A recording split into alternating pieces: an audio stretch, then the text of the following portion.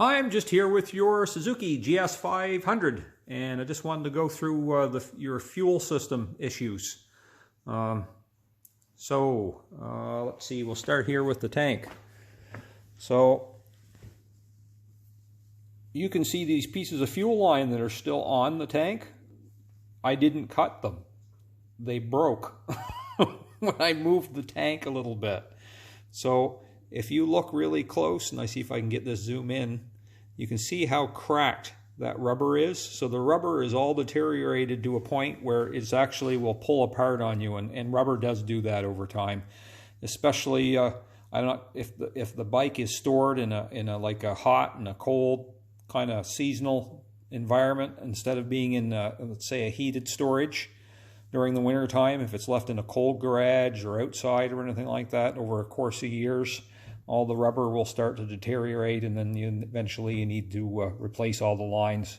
It really just prolongs the inevitable. Eventually you do have to replace them anyway, but that does speed it up if that happens. So both of those lines, they broke on me, and it was a big mess. Anyway, so what I also did here is I've pulled out your tap just to make sure your screen was in good shape and nothing was plugged up in here, and it looks like it is okay. You were seeping a little bit around the bottom of the tank where there's a O-ring underneath this. So if you take this out, you can see that there's a little O-ring seal in there. So we'll need another one of those. So if we go over here to the bike, and I'll show you what I would say to start with that you need. You can see that line there, both of them where they broke on me, so that just sort of pulled apart. Anyway, you need both of those fuel lines, and there's no sense in replacing those two and not doing the main one that goes up to the carburetors, because it's just a matter of time before you spring a leak in those two. I would say much sooner rather than later. By the way, I just never seen I haven't seen a fuel line in a long time break that way that one did. Next, your fuel tap. I would say that you can do this one of two ways. We can take it apart, and we can put a rebuild kit in it and put it back together, and it'll probably work fine. Or we can buy a new one and just bolt it on when we put the hoses on, and it will work perfectly fine.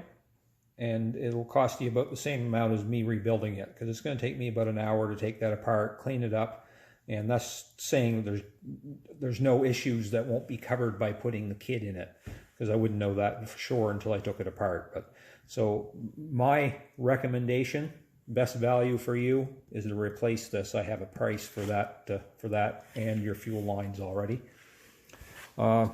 That should take care of your fuel system issue where your petcock's not working, and for sure it's a good thing. Even if you hadn't have brought it in, those lines need to be replaced.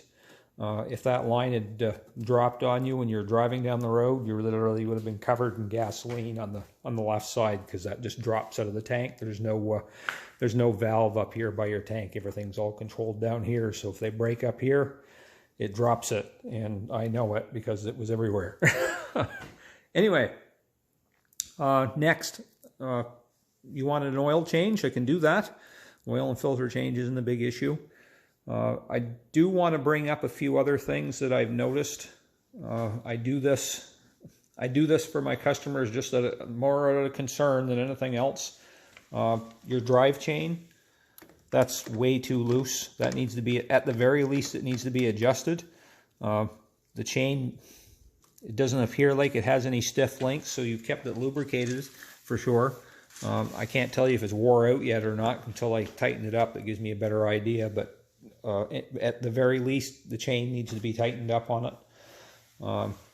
Your front tire is severely worn, and it's scalded and on both sides. I can feel that it's I would say that you've been running maybe without the proper tire pressure or something like that, but that needs air, and it needs a new tire.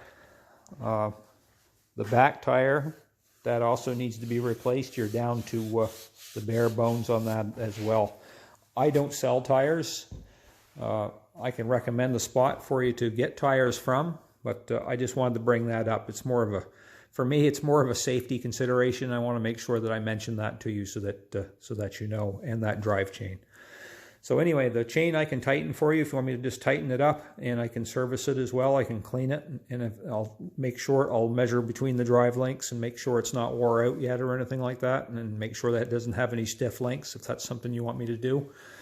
But for your fuel system issue, that's the things you need, and I'll price those parts up and send along an estimate to you probably tomorrow morning.